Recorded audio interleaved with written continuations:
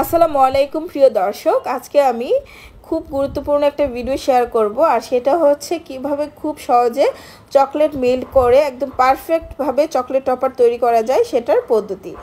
যারা আমরা কেক তৈরি করি বা কেক তৈরি করতে ভালোবাসি তারা কিন্তু এরকম চকলেট টপার তৈরি করতে খুবই পছন্দ করি।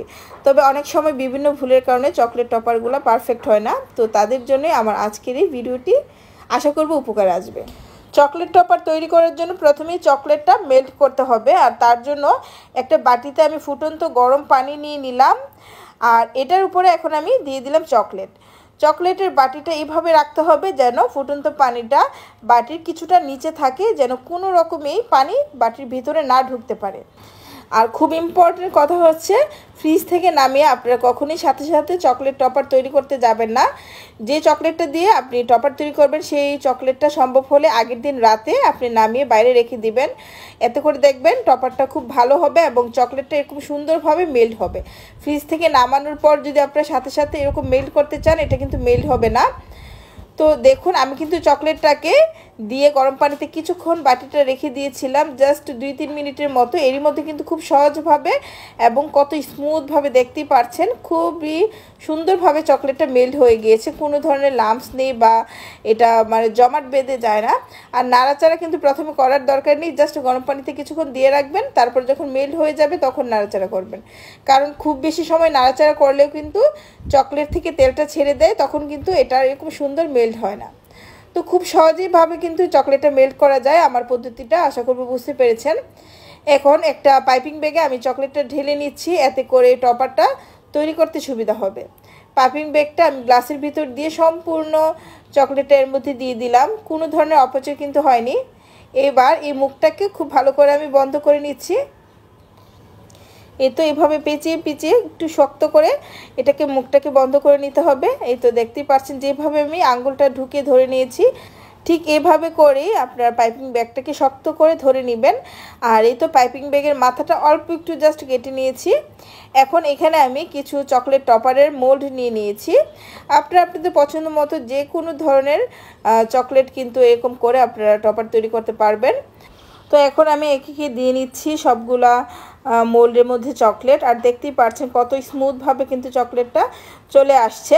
তো চকলেট টপার তৈরির ক্ষেত্রে কিন্তু আমরা আসলে চকলেটটা মেল্ট করতেই ভুল করি, মেল্টটা সঠিকভাবে করতে পারে না, সেক্ষেত্রে টপারগুলো তৈরি করা ঝামেলা হয়ে যায়, এরকম সুন্দরভাবে দেওয়া যায় না মোল্ডের মধ্যে।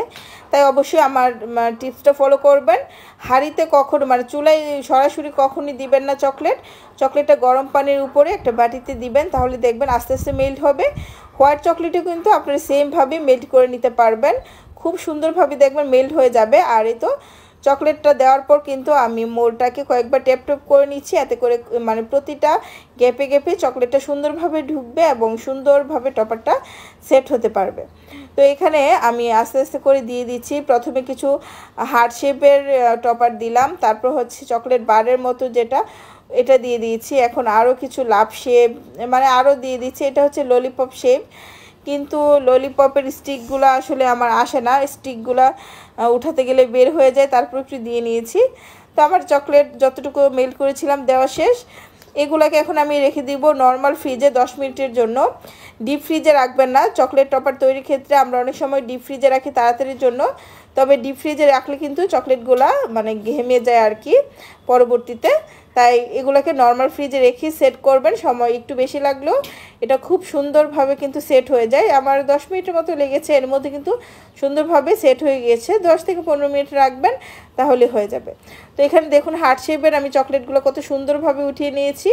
আর এই মোলটা এত কিউট, একদম ছোট ছোট হার্ট শেপগুলো খুব সুন্দরভাবে ইজিভাবে উঠানো যায় আর খুব সুন্দর। আর এই তো এগুলো কিন্তু চকলেট কেকের উপরে দিলে বা যে কোনো কেকের উপরে দিলে এই এই শেপটা খুব সুন্দর হয়। আর এই তো আমি বলেছিলাম যে ললিপপের যে স্টিকটা সেটা আসলে আস্তে আস্তে আসেনি, ভেঙে গিয়েছিল। তারপরেও কিন্তু এরকমটাও কিন্তু দিলে আপনার খুব সুন্দর লাগে। আর পরবর্তীতে স্টিকটা একটু অ্যাডজাস্ট করে আপনার কেকের মধ্যে দিয়ে দিতে পারবেন, দেখবেন বাচ্চারা খুব পছন্দ করে। আর এই তো চকলেট বারগুলো এখন আমি উঠিয়ে নিচ্ছি। এই চকলেট বারগুলো উঠানো খুবই সহজ এবং খুব সুন্দরভাবে কিন্তু এই চকলেট বারগুলো দিয়ে কেক ডেকোরেশন করা যায়। তো ফ্রেন্ডস একটু খেয়াল করলেই কিন্তু আশা করব আজকের ভিডিওটা আপনারা সম্পূর্ণ মন দিয়ে দেখলে চকলেট টপার তৈরিতে আর কখনোই মিস করবেন না, খুব সুন্দরভাবে আপনারা তৈরি করতে পারবেন। আর এখন হচ্ছে সবচেয়ে ভয়ঙ্কর চকলেট টপার উঠানোর পালা, কারণ এই হার্ট শেপের চকলেটগুলো আমি উঠাতে গেলে অনেক সময় ভেঙে ফেলি, কারণ এগুলো যেহেতু পাতলা হয় এবং রাউন্ড হয়, তো উঠাতে গেলে অনেকগুলোই ভেঙে যায়। তো দেখা যাবে আপনার যদি দরকার হয় দুইটা, আপনি করে রাখবেন এখানে 5-6টা এরকম আর কি, এটা উঠাতে গেলে ভাঙবেই, 5টা থেকে 2টা কমপক্ষে ভাঙবেই। তো যাই হোক, এই তো আমি আস্তে আস্তে করে কিছু উঠানোর চেষ্টা করছি।